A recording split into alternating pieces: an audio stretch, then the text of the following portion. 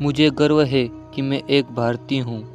मैं अपने जीवन से अधिक अपने देश से प्यार करता हूँ। मैं स्वतंत्रता का सैनिक हूँ।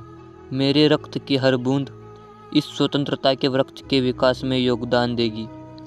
यह शब्द है अशफाक उल्लाह खान के। मैं अपने देश के लिए अपना जीवन बलिदान कर रहा हूँ। मुझे इस पर गर्व है।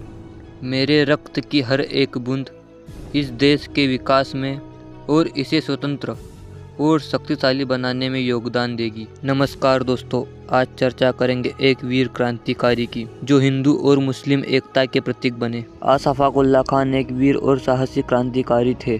शाहजहांपुर में एक पठान परिवार में जन्मे अशफाक उल्लाह खान को बचपन से ही शायरी लिखने का बहुत शौक था और इनके मामा पुलिस में एक बड़े अधिकारी थे और अशफाक उल्लाह के माता पिता भी चाहते थे कि यह भी एक सरकारी मुलाजिम बने। इनके बड़े भाई रियासत उल्लाह खान राम प्रसाद बिस्मिल के सहपाठी थे। रियासत उल्लाह खान बिस्मिल की बहादुरी की बातें इनको बताया करते थे। वह ये भी बताते कि राम प्रसाद ऊंचे दर्जे के शायर है, तो ये मन ही मन राम प्रसाद के प्रशंसक बन गए। राम प्रसाद से मिले तो लगा कि जन्मों के बिछड़े भाई मिले हो। कई बार मुलाकातें होती, जो भी शेर लिखते राम प्रसाद को दिखाते। राम प्रसाद उन्हें ठीक करे और बढ़िया बना देते। थोड़े दिनों के बाद दोनों की राम लखन की जोड़ी बन गई।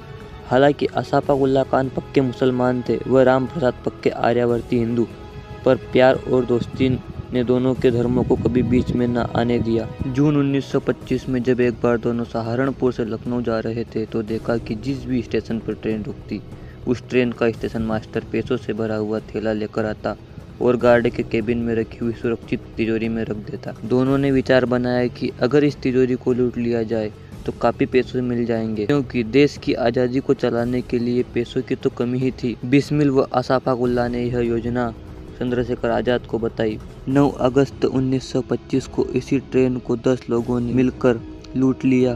तिजोरी से पैसे निकाल लिए। लूट के बाद सारे लोग अंडरग्राउंड हो गए।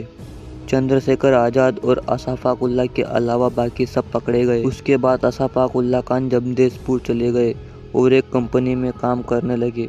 एक बार बीच में चंद्रशेखर आज़ाद की और अशफाक उल्लाह खान की मुलाकात हुई। अशफाक उल्लाह खान ने चंद्रशेखर आज़ाद से विदेश जाने की सलाह मांगी ताकि वह लाला हरदयाल व गदर पार्टी के साथ बचे हुए साथियों के साथ मिलकर काम कर सके, क्योंकि उस वक्त हिंदुस्तान में साधनों की काफी कमी थी। आज़ादी की लड़ाई के लिए हमें ज्यादा साधनों की जरूरत है। यह बात उन्होंने चंद्रशेखर आज़ाद से बताई। चंद्रशेखर आज़ाद उनकी इस बात से सहमत हुए। फिर अशफाक उल्लाह खान दिल्ली चले गए।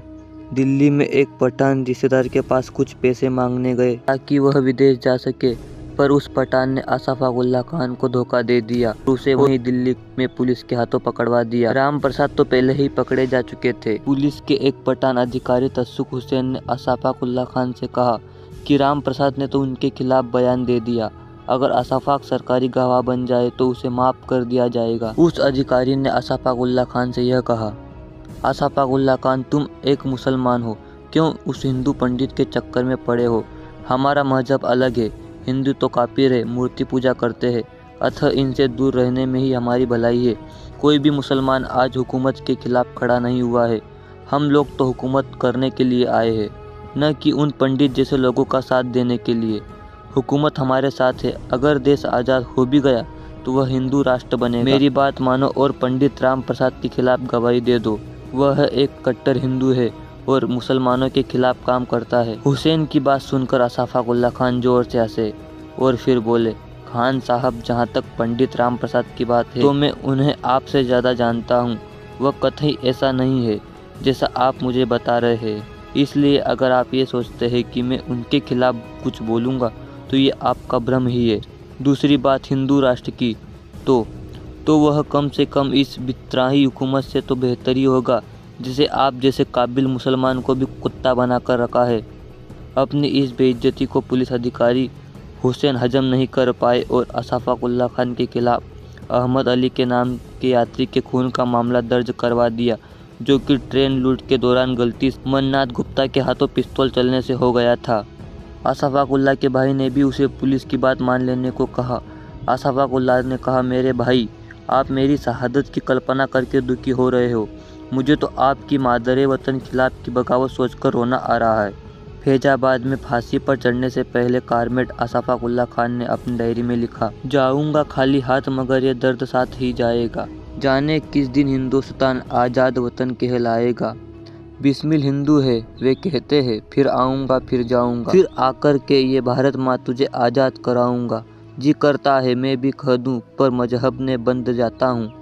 मैं मुसलमान हूँ, पुनर्जन्म की बात नहीं कर पाता हूँ। हाँ खुदा अगर मिल गया कहीं अपनी झोली फैला दूंगा, और जन्नत के बदले उससे एक पुनर्जन्म ही मांगूंगा। कामरेड अशफाक उल्लाह खान पहला वीर मुसलमान है जो इस तरह मातृभूमि पर कुर्बान हुआ। फांसी के कुछ दिन पहले जब 2 अंग्रेज अधिकारियों ने काल कोठरी में अशफाक उल्लाह खान को बहुत शांति से नमाज पढ़ते हुए देखा तो एक ने मजाक उड़ाते हुए कहा, देखते हैं हम इस चूहे को, फांसी देंगे तो यह अपने धर्म और ईमान पर कितनी आस्था रख पाता है। और दूसरे ने कहा, हाँ उस वक्त यह चूहा शांत रहने के बजाय बस जान बचाने के लिए कितना चीखेगा चिल्लाएगा। उन 2 अधिकारियों की बातों को अशफाक उल्लाह ने सुना और नमाज खत्म करके जाते हुए कहा कि थोड़ी देर के बाद आप फिर से आइएगा। जब वे वापस आए तो कहा, देशभक्ति हर दुख व दर्द अपने साथ लाती है, परंतु जब कोई देशभक्ति के रास्ते पर चलता जाता है तो ये मुसीबतें ही उसके लिए सुकून पैदा करती है, इसलिए तो हम हमेशा खुश और शांत रहते हैं। फिर उसके बाद कहा, क्या पूरी कायनात देखेगी कि कैसे मैं शांति व सम्मान से अपनी मातृभूमि के लिए कुर्बानी दूंगा,